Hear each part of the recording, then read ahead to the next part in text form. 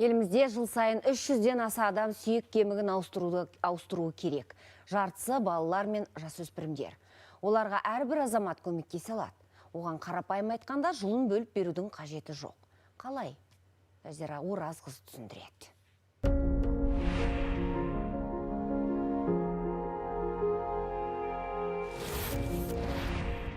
YouTube блогер болғым келеді. Қазір енді сәл шашым өспей жүр. Біраз өскеннен кейін түсіріп бастаймын. Арман Асқақ Ақнұр ауыр сынақтардан өтті. Құламады, мойымады. Анасы мен сіңлісі Айғанымның арқасында қатерлі дертті жеңіп шықты. Ол кезде мен кішкене шошып жүрдім. Мен бұға дейін мүлдем больницада жатып көрген жоқпын. Аппараттардан шошыдым. Сосын басқа да палатада балалар жатқанда соларға да қарап кейде жылағым келіп кетті. Анасы Баянның айтуынша Ақнұрдың ауруы аяқ асты анықталған. Оқуда озат, түрлі үйірмелерге белсене қатысып жүрген алғыр қыз әлсізденіп, өзін нашар сезіне бастайды. Ана жүрегі жамандықтың боларын сезді ме, қан талдауын жасатады. Нәтижесін естігенде төбесіне жай түскендей күй кешеді. Сіздерде апластическая анемия, только сіздерге донор керек деді. 100% донор болса, қызыңыз сауығып кетеді. 2019 жылы екі қызғалдақ қызым болған, үлкенім Ақнұр, кішісі Айғаным. Айғаным ол кезде 7 жаста болған. Сол қызымызды тапсыртты. Бір жақсы хабар келді. Донорлардың 100% сәйкес келеді дегенде. Осылайша Ақнұрға сүйек кемігін ауыстыру операциясы жасалды. Сәтті өтті. Бауыр еті баласы үшін іші қан жыласа да, Баян қайсарлық танытуға тырысты. Десе де есіне түссе, әлі күнге жүрегі сыздайды. Онкология бөліміне кірген кездегі моментім тура бір кинода көргенде картина сияқты есімде қалады ғой. Мысалы енді мына өмірде жүргеннен кейін мән бермейміз, кинодан ғана көреміз ондай балаларды. Ондай кезді айту деген невозможно. Ана отделениеға кіргенде, жақтаңдаған көздерді көргенде, көзіңе жас алмай, ондай нәрсені еске түсіру мүмкін емес. Аллаға шүкір деп айтамыз. Сондай кезден өттік. Ақнұр үшін ауыр күндер артта қалса, павлодарлық 14 жастағы Дәулетке донор қажет. Оған қоса шетелде жасалатын операция үшін қыруар қаржы таппай отыр.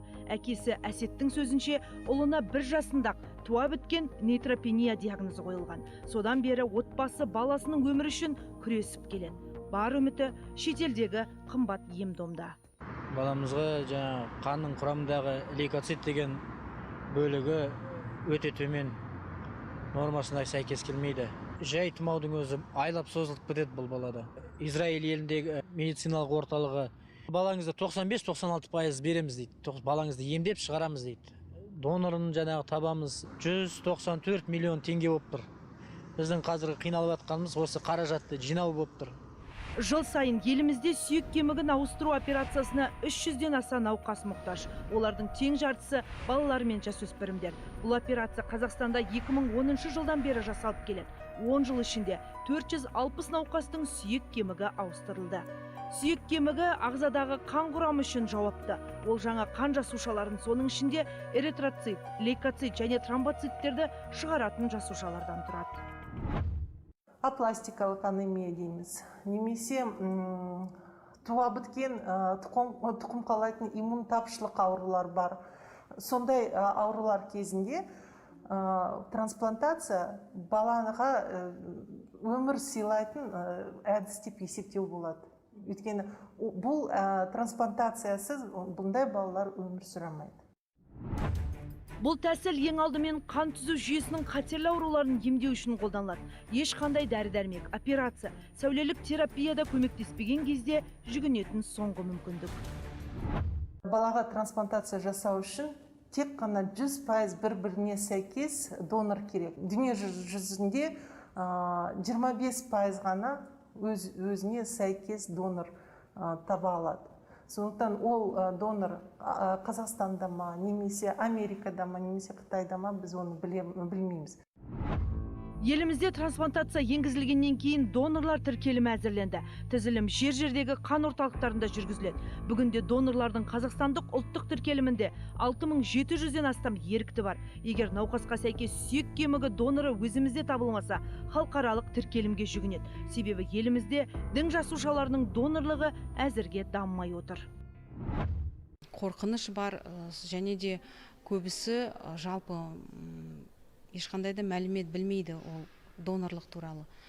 Сүйек кемігінің доноры болу дегеніміз ол кәдімгідей қан тапсыру сияқты венадан алынатын қан болып есептеледі.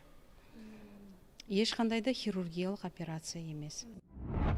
Тіркелімнің ауқымды болуы қаржылық жағынан да тиімді. Егер шетелден донор табылса, трансплантациялау шығындары 46 миллион теңгеге дейін жетеді. Емделуге мұқтаж адам оны өз қалтасынан төлеуі тиіс.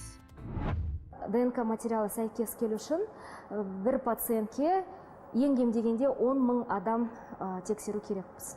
Фенотипі сирек кезде ол миллионға дейін жетуі мүмкін.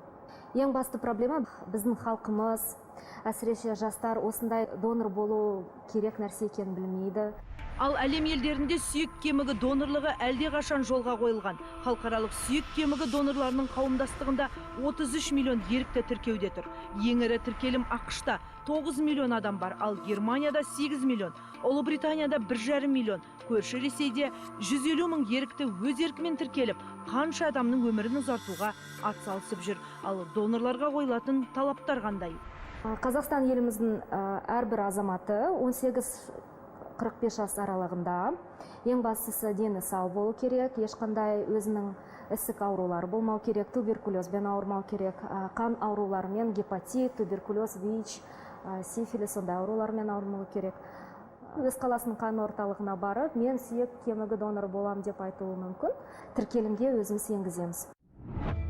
Қатерлі дертке шалдыққан балалар елімізде тегін емделеді. Операцияда мемлекет есебінен жасалады. Әрқайсысына орта есеппен 10-15 миллион теңге бөлінеді. Ал сәйкес донордың аздығы шетел асып қыруар қаражат іздеуге мәжбүрлейді. Біздің көп деген балаларымыз осы донордың жоқтығынан көз жұмып жатыр. Баланың бір көзінен моншақтап жас төгілсе, ананың жүрегі вообще одан алған елжірейді ғой. Сондықтан донор болу тағдыры қыл үстінде тұрған қанша адамға жаңа өмір сыйлаумен тең. Жазира Оразқызы, Ерболат Қуанышев, Апта.